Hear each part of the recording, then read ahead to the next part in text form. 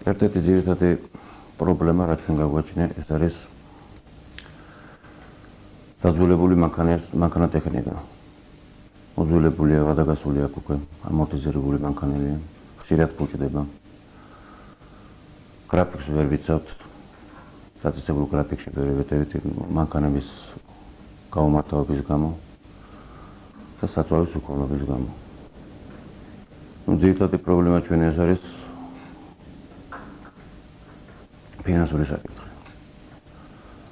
ჩვენ გამგეობის დადგენილების შედეგად გადასული ვართ თვითდაფინანსებაზე. მოსახლეობიდან შემოსული თანხებითა და ორგანიზაციებიდან შემოსული თანხებით ემსახურებით ქალაქს. მაგრამ ქალაქის მოსახლეობა უარყოფითად ეკიდება ამ მდგომარეობას. არიან ისეთი გადამხდელები, უჩი გადამხდელები არიან ძალიან ბევრი. უარს აცხადებენ დაწესებული 50 თეთრის გადახდაზე. ამიტომ ვარ ძალიან მძიმე მდგომარეობაში.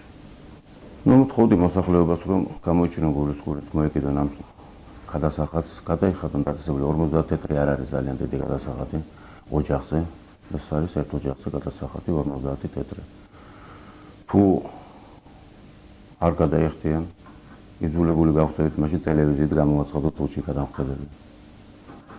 ყოველი კვირის შემდეგ. დადის ჩვენი ინკასატორი მოსახლეობაში, იღებს გადასახადს. მაგრამ ხალხი არის ესეთი კატეგორია, რომელმაც ახლა იმის გულისხმობს, რომ ფული არ გადაიხადონ. მანქანის ჩამოვლის შედეგად ჩამოვლის მანქანა არ გამოაქვთ ნაგავი, აცხადებენ უარს აცხადებენ, რომ არ აგვაქვთ ნაგავი და შემდეგ მანქანა რო გამოვლის საღამოთი, პარტიზანულად გამოაქვთ და ყრიან უადგილოს ხო. მთელი ქალაქი მოფენილია ნაგვით. ან წყალსაწრეთ არხებში ყრიან ნაგავს. ვთხოვდი მოსახლეობას, რომ ნუ გააკეთებს ესეთ რაღაცას. ნუ გამოიტანონ ქუჩაში, ნუ დაყრიან, ნუ დაანაგვიანებენ ქალაქს. მანქანის ყოველ კვირაში ყველა ქუჩაზე გვაქვს გრაფიკის მიხედვით ჩამოდის მანქანა. ამას ჩვენ გამოვაცხადებთ. მოსახლეობას ეცნობა ამის შესახებ, ეცნობება. და ყოველ ესე იგი კვირაში ერთხელ მანქანა ჩამოვლის თითქმის ყველა ქუჩას. ცენტრებში თითქმის ყოველდღე დადის მანქანა. მოსახლეობის გარდა ჩვენ ვემსახურებით კიდევ ორგანიზაციებს. საავადმყოფოს სამშობლოს ბაზარს და კიდევ როგორი ორგანიზაციებს. არიან ესეთი ორგანიზაციები, რომელსაც ვემსახურებით, მაგრამ დავალიანებები აქვს და არ იხდიან.